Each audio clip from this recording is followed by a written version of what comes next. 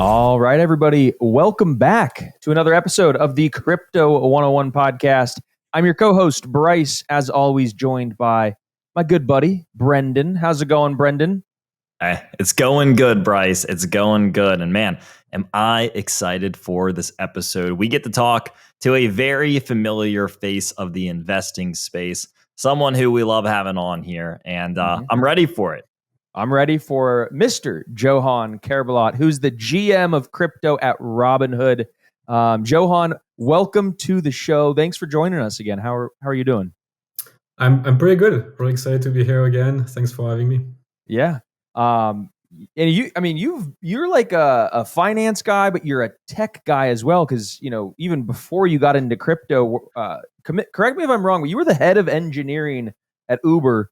And you worked at Airbnb doing a lot of engineering on the back end, kind of like getting all those businesses stood up. And now these are like, massive multi-billion-dollar public companies. And you were part of that early on, huh? Yeah, that's right. I started my career as an engineer, so always been an engineer. I think I'm still am sometimes. And I joined Robinhood Crypto as initially the CTO for the group. And then I moved into the general manager position a couple of years ago. Nice. Are you liking being more of a manager as opposed to being a coder every day? I think it's different. Like the problems are different, and it's interesting. But at the end of the day, it's still you're still trying to solve the same issue. I've been in the crypto space for a long time, and the main issue that we're trying to solve is bringing accessibility and making it easier to use. And I think, the problem is the same as a coder or not as a coder. We still have a lot of work to do. And I think, as a GM of the business, I have a bit more chances to build a strategy around it instead of just like trying to implement strategy. Totally. No, I love it. And just from like a zoomed out perspective, it's obvious this is the Crypto 101 podcast. So we get, newcomers in every week who are just really learning, kind of about the space, who might not be as technical. And I always like to ask the question to guests that come on is just, why are you here? Why are you building in the crypto space as opposed to building in, fintech or doing something else in investments? It's, what about the crypto or the blockchain ecosystem really pulled you in? And I think that tells a lot of the story of who you are and really what crypto is.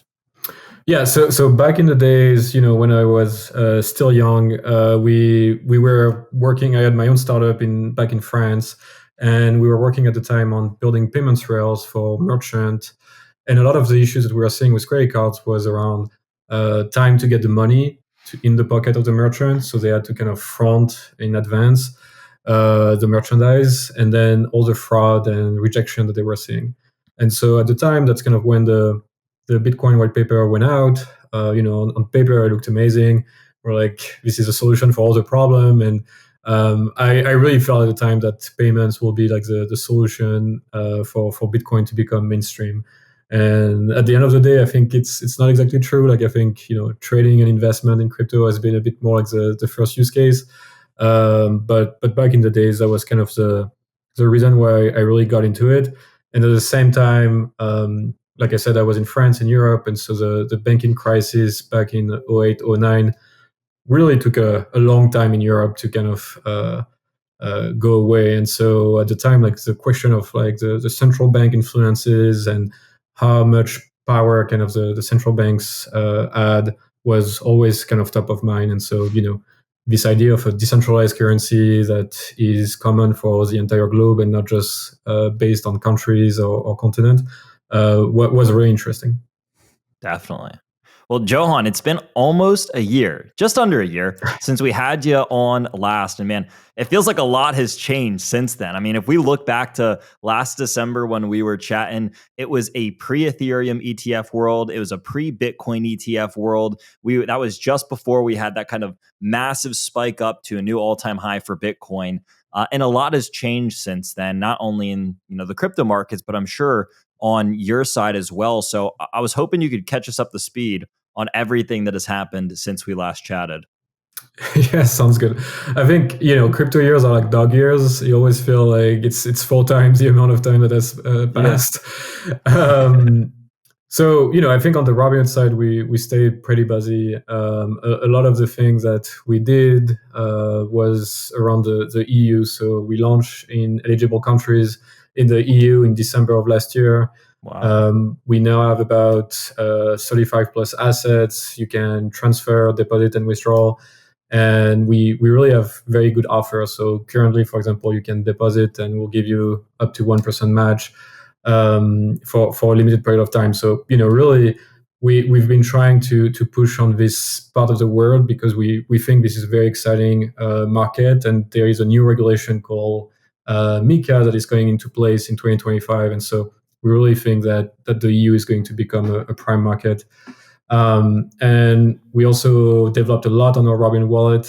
We added the support for many chain, including Arbitrum and Solana. So now you can do you can swap thousands of tokens. You can do cross-chain swap on Arbitrum. So we really pushed a lot of new features there. And on the US side, we also kind of developed our offerings. So we kept doubling down on the lowest cost trading in average. Like, this is something that is very core to us. We want to make sure that the people that are going into the crypto space are actually getting the best deal that they can have. And the second thing that we did is making it more accessible. So we open everywhere in the US, including Hawaii, including Puerto Rico, and the US Virgin Island. And, that was really important for us, because we were like, if we're going all the way to the EU, we also need to make sure that the entire US is covered. And the final thing is, we are adding a lot of new advanced trading features in the US, and so we're going to keep doubling down on that as well. Tell us more about that one for a lot of folks who are watching. We've got obviously an international audience, a lot of folks in the US as well who are always looking for new places to trade. Yeah, for us, the main advantage, I will say, in the US is we are kind of trying to recreate the same features that you will see on very advanced broker, but making them as simple as possible.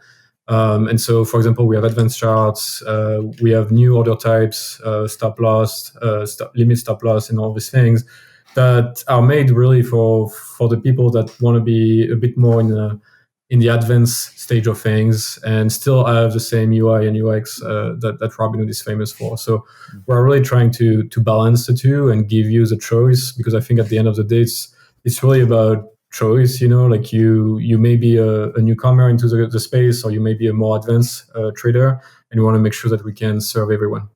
Definitely. And, one of the big additions that you mentioned just a second ago was the launch of Custody. And what that means is, for listeners who are kind of coming in here, is that previously, users could buy and sell and kind of interact with crypto via trading. But if you wanted to send it to a wallet, that wasn't an original feature. And correct me if I'm wrong there, but in recent months and recent years, the goal has been to expand Custody, where users can now withdraw and deposit a select amount of variable cryptocurrencies, including both Bitcoin and a handful of altcoins, so that they can withdraw and deposit those to and from wallets. And I don't want to kind of jump too far ahead here, because I want to talk about the app stuff that you're doing in just a moment.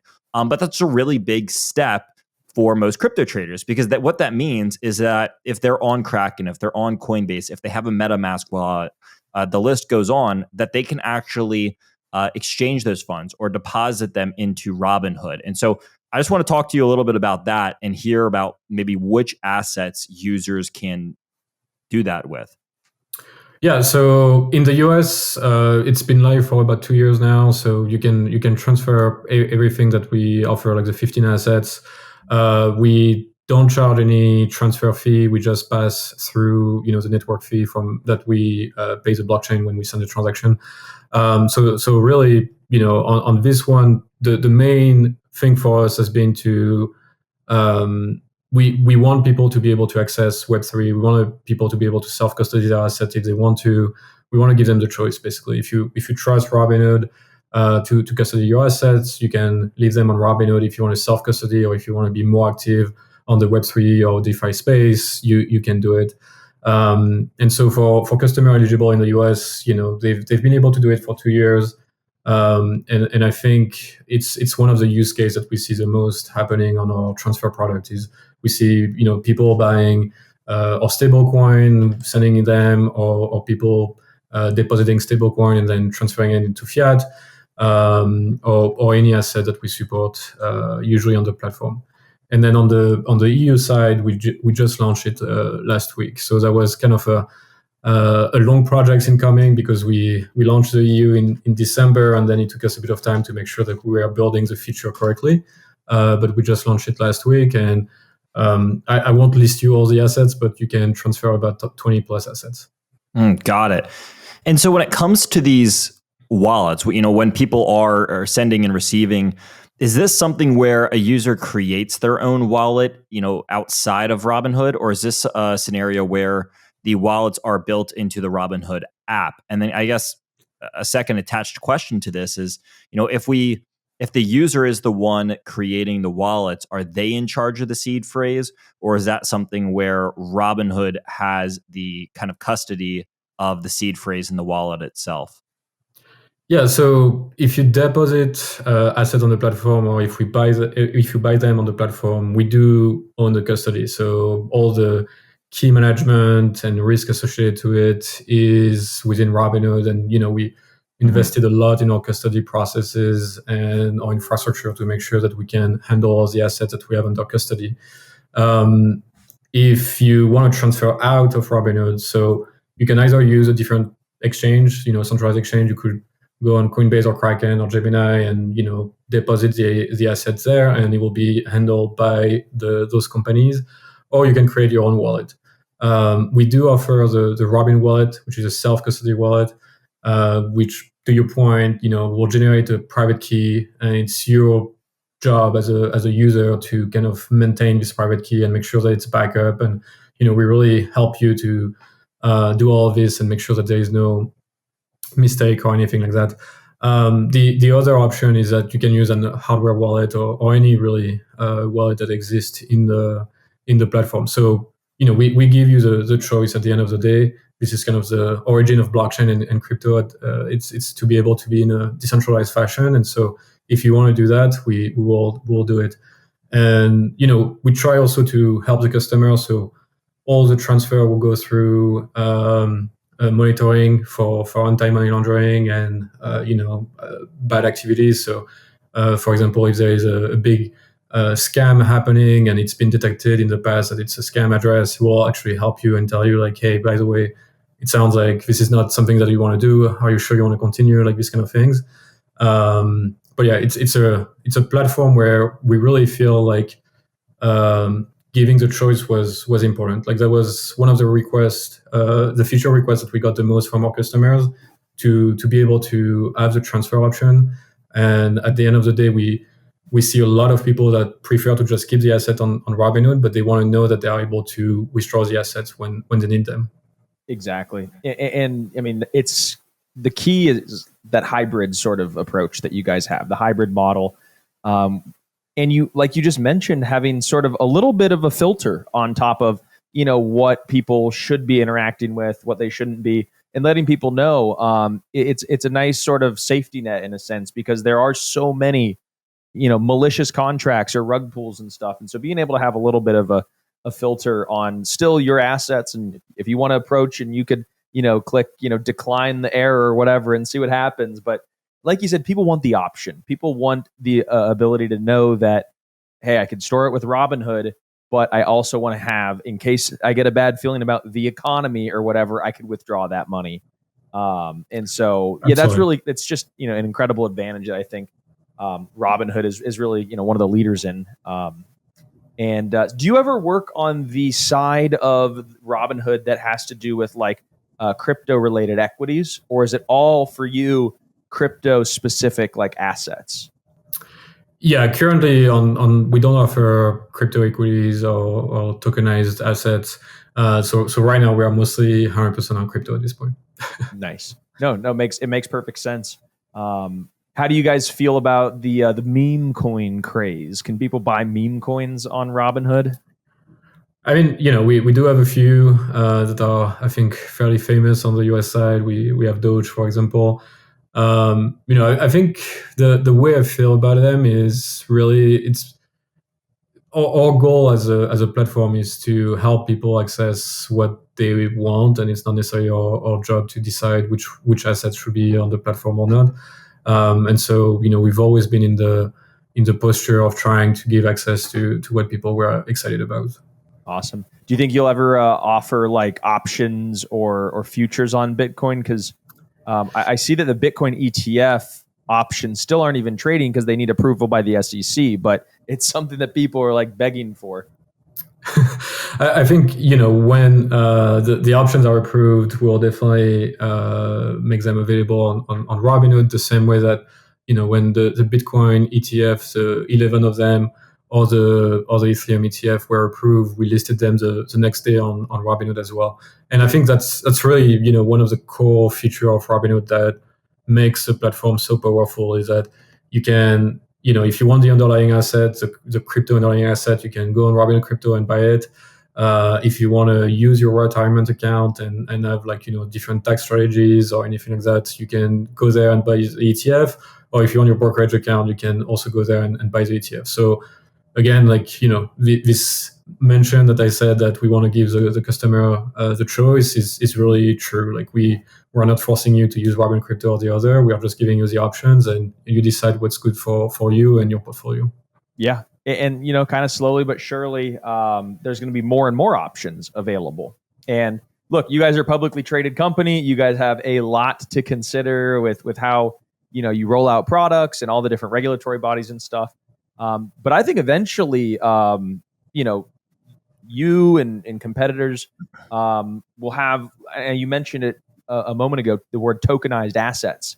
I believe that's going to be where this asset class is going, and we'll be able to have tokenized shares of S&P 500, tokenized shares of real estate or whatever on my phone, liquid, able to to have both custody and self custody of this kind of tokenized asset. And I see you nodding your head. A lot of people aren't watching us on YouTube, so they might not see Johan agreeing with me, but I love it because you're enthusiastic about this just as I am. So talk a little bit about this.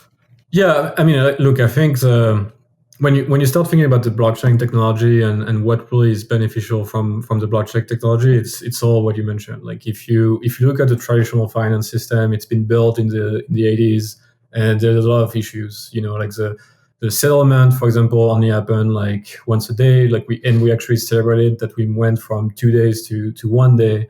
And when you think about that in the blockchain, like the worst case scenario will be, I don't know, Bitcoin with 10 minutes. And that's one of the slower blockchains. So if you think about, if there is one word where blockchain can be useful, is traditional finance, and the cross of the two could be exceptional.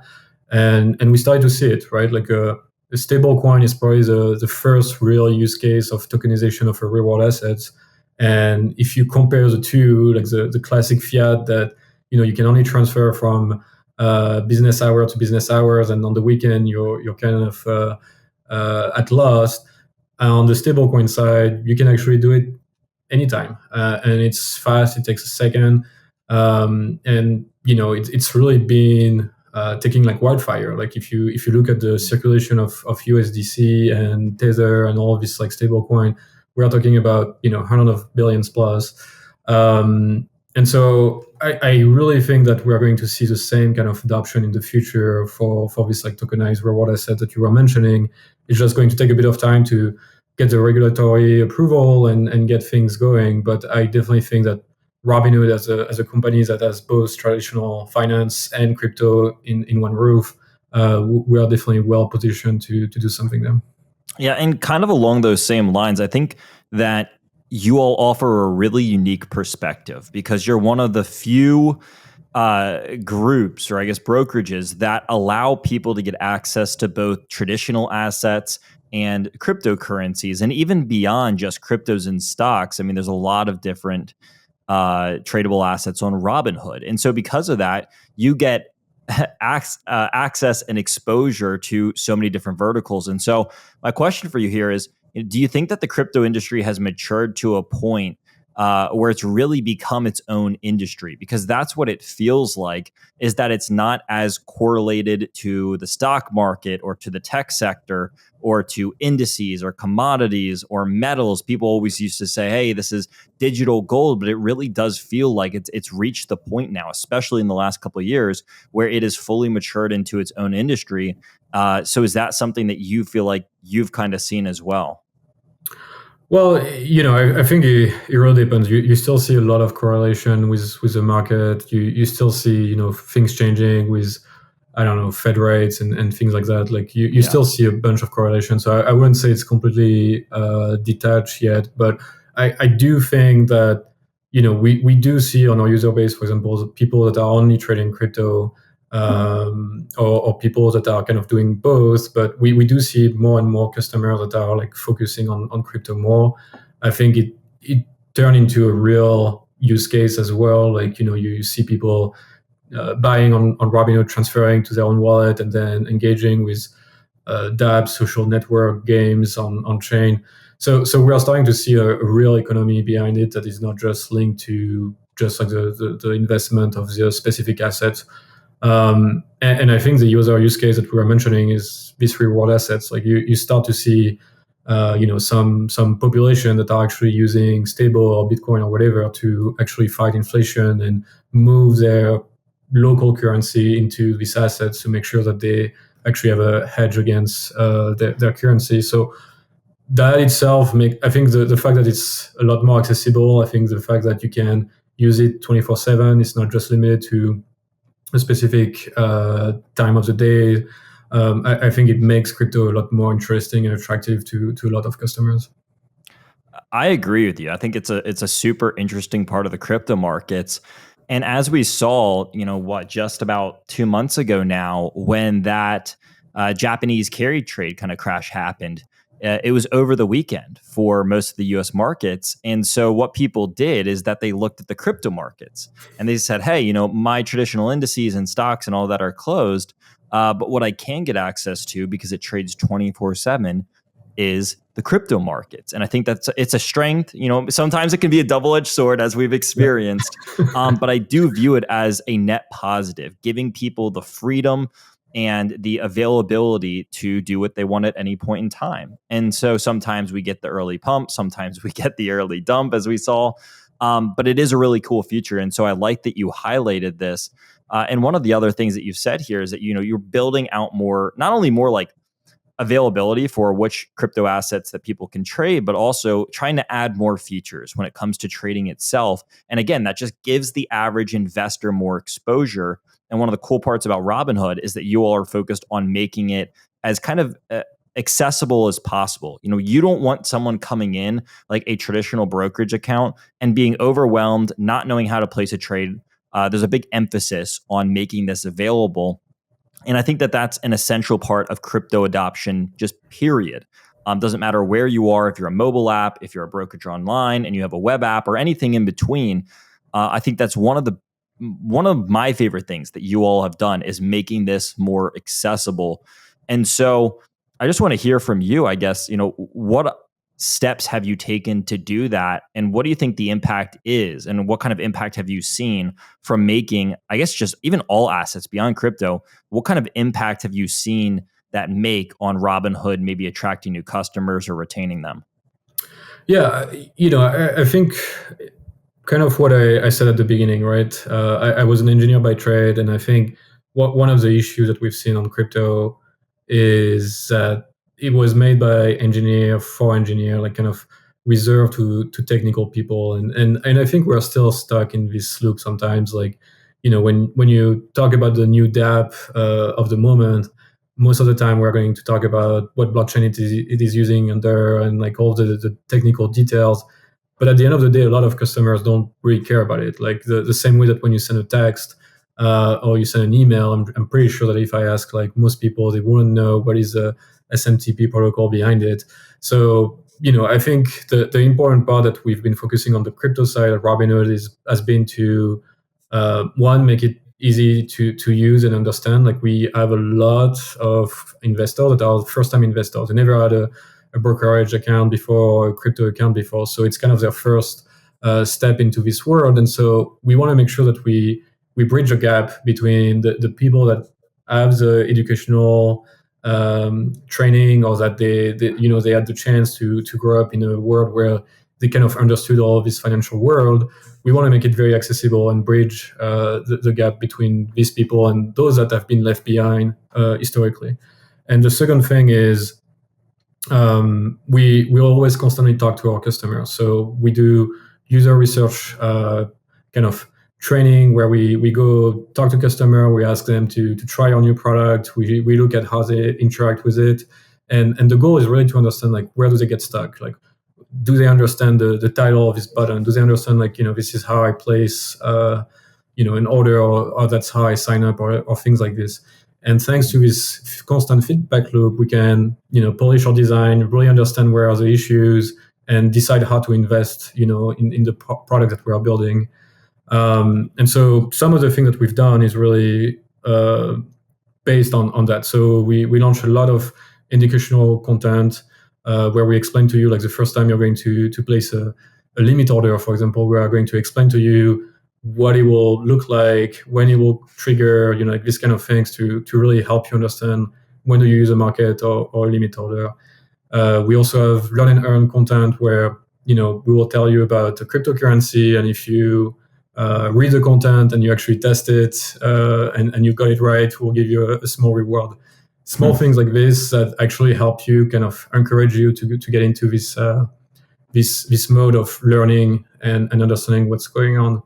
And the Robinhood wallet is another good example of that. We got a lot of the feedback where customers were trying to get into the Web3 world, but the first time they were transferring from Robinhood with a great UI to a random wallet, they will suddenly be kind of frustrated or not understanding where to go after that. And so that was kind of a lot of the reason behind us creating our own wallet. We wanted to bring the same kind of very famous UX UI that we are known for into a self-custody application. Yeah, I mean, that kind of feedback loop that you were talking about, it's essential.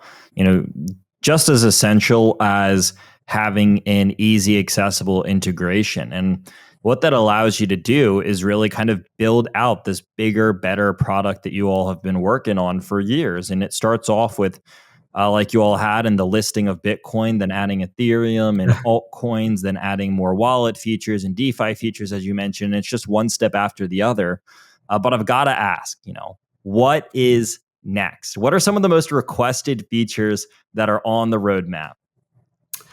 Yeah, we have a ton on the list. Like we're actually kind of in a planning season. End of the year is usually planning season for companies, and so we have a lot of exciting things coming. But we'll tell you more than when they're actually ready. But I think what some of the things that we launched recently in the EU is very exciting. For example, we launched staking on Solana recently, and we see a lot of people actually excited by this type of feature. So we're definitely going to double down on making sure that our offering are as complete as possible, and then we'll make sure also to come back to tell you more about these features. Definitely. Awesome. No, I'm just curious also, while we still have you, a little bit about some of the criteria, I guess, that goes into, what gets listed on Robinhood. Is that something that you are part of a committee, or do people, if like somebody, at home, they have their crypto token, they want to get listed on Robinhood, could they go apply? How does that work? Yeah, so it's a combination of those two. So we have a form where anyone can apply and kind of explain about their cryptocurrency and things like this. And we also look a lot at user demand. Obviously, it's one of the key factors as well. And then any of these assets that we are considering listing go through a committee. The committee will look at multiple factors from operations, security, technology. Like we basically want to make sure that we can support the asset and that the structure of the asset works for our customer and for Robinhood as a whole. And if the committee passes every criteria, then it gets listed on the platform. So our goal is still to really offer a safe platform. So we are not listing on-off assets. It's something that we are kind of being a bit careful on. But this committee does meet regularly, and we do look at that on a pretty often basis. Definitely. Well, one of the things that we kind of briefly touched on earlier was the addition of the Bitcoin and Ethereum ETFs. And that's one of the, I guess, really cool things that you get to support over there. But I'm curious, how that impacted Robinhood as a business, because we saw all those headlines like, oh, the ETFs are smashing records and they're seeing all this volume and they're getting all these inflows and attention. But how did that actually impact Robinhood? Yeah, I think overall we saw a lot of users that were not maybe yet comfortable into getting into crypto, being a bit more comfortable with the ETF. And we also saw a lot of usage from people that are using retirement accounts. So, there are like different tax strategy, for example, and advantages of using a IRA versus owning the crypto directly. But, overall for us, what we are focusing on is making sure that on the platform, no matter which part of the business, we can support this ETF. But at the end of the day, I think, a lot of customers are still really excited to actually hold the underlying asset, because then they can transfer it between brokerage, they can use it in DeFi and this kind of thing. So I'm not too worried, I will say, to see like people, like the day that people are not buying the actual underlying crypto is a day where there is no more kind of usage, and I don't think that's the case. But the thing that we are fairly excited about has also been like, there's a lot of new type of customer getting into the space, and some people will start with an ETF, then they will follow a bit more closely the news, and then slowly they will get kind of sucked into the crypto world, and that's something that it's also fairly exciting to see, like the amount of institution that a few years ago were telling you that Bitcoin was something they will never touch, and now they are actually managing some of this large ETF. It's fairly interesting to see. I love that. That's hilarious. Quick follow-up there. When the Bitcoin ETFs came out, again, you guys had this really unique perspective where you have the ability to list both the Bitcoin ETFs and Bitcoin side by side. So because your users could already have access to Bitcoin, did you still see an uptick in attention or inflows or volume to the Bitcoin ETFs themselves? Because most places are going to go, oh yeah, most brokerages will go, oh yeah, we had an uptick in Bitcoin ETF inflows. Well, that's because users couldn't have access to Bitcoin before. But Robinhood sits there saying, hey, our users have had the ability to get exposure to Bitcoin for years, but you also have the access to these ETFs. So did you see any kind of like cool stats that were associated with that, maybe an uptick or anything like that?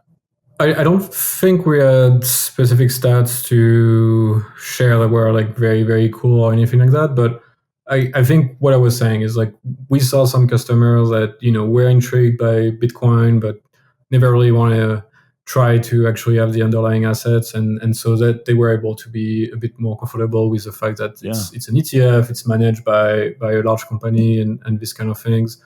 And really for us, the focus was really to give access to it. Like, at the end of the day, what we want is bring access to like, we have this mission at Robinhood called democratizing finance for all.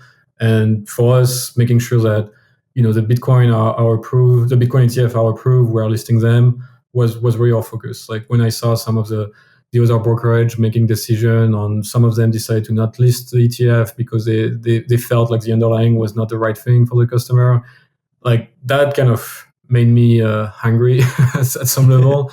And so I was really happy that, at Robinhood, we didn't even discuss like, hey, is it going to create an issue for the Robinhood crypto side or anything like that. We just made it available for everybody.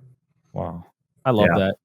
And, one of the interesting things I saw really in the headlines over just the course of the past few days was probably just rumors, I guess, but rumors about your chief legal officer potentially taking over Gary Gensler's office if Trump wins. And so I thought that was a surprising headline that came across. I don't know, it was Bloomberg or something. And then, if I just think kind of back, to like, Robinhood, are there any sort of like roadblocks generally that regulation has constricted you that if potentially under a new presidency, these roadblocks will be lifted and then it'll generate more business for you? Is there anything that you could kind of think that would fit in there? Well, on Dan's Gallagher consideration, as far as I know, it's just a rumor. But Dan has held various positions within the SEC through his career. He used to be a commissioner at the SEC, so it's a fairly kind of logical way to think that there could be rumors based on his career. And I'm really happy that he was at the company for and that he still is at the company for a long time, because I think his experience and his career has been extremely helpful. And then on the fact that we've been a bit constrained in the US, I think it's a case for the entire crypto industry. If you look at what has happened in the past few years, is really this kind of regulation by enforcement. And we've been at Robinhood, we've been saying that we do need a bit more clarity into how to regulate digital assets and how to make sure that we can compete with all the space. But I think if you look at what happened, is really like we got the opposite. We just got enforcement after enforcement. You get rulings here and there that are different from the position of the regulator.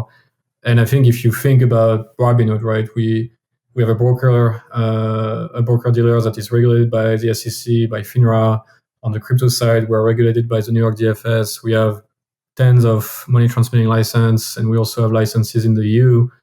Like, we know how to work with regulators. So the fact that we are not able to get to a place where we have clarity, I think is just kind of sad for the entire industry and for the US in general. Like, we start to see a lot of companies in the crypto space moving away from the US because they cannot execute correctly. So I'm hopeful that no matter if it's President Trump or Harris winning the election, I'm really hoping that we can get to a place where we get clarity and that we can actually really build and move forward in the digital asset space. Yeah. Hey, I couldn't agree more. It's incredible to hear the work that you guys are doing. And it's a very bright future for Robinhood, and specifically Robinhood Crypto. I think that there's just going to be an incredible growth there.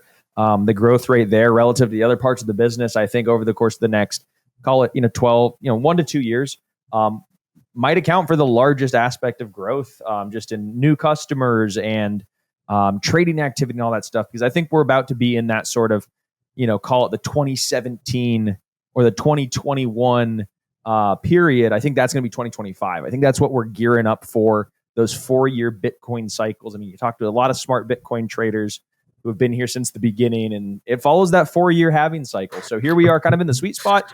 We'll kind of leave it on that. I think it's going to be a great kind of, next 1 to 2 years from here. So hopefully, Robinhood has tremendous success. Our listeners, please go sign up. We're going to put some links in the show notes to where you can go sign up for a Robinhood account. Anything that you want to leave our viewers with here before we let you go? No, I mean, I think what you said is very nice. So I hope you're right. You're right on the growth side. I think for me as head of the business, my main focus has been to make sure that we build a platform that can work and support our customer no matter on the volume or no matter on the cycle or like the position on the cycle. So we've been focusing on building, and we're going to keep doing that next year and shipping features that our customer love. Love it. Well, hey, Johan, thank you so much for joining us here at the Crypto 101 podcast. And we look forward to having you back again, whether here or on one of our virtual summits or wherever, maybe a Spaces, who knows? But I'm really excited to hear all about your guys' incredible business, and we'll talk soon. Thanks for having me again. It was fun. Take care.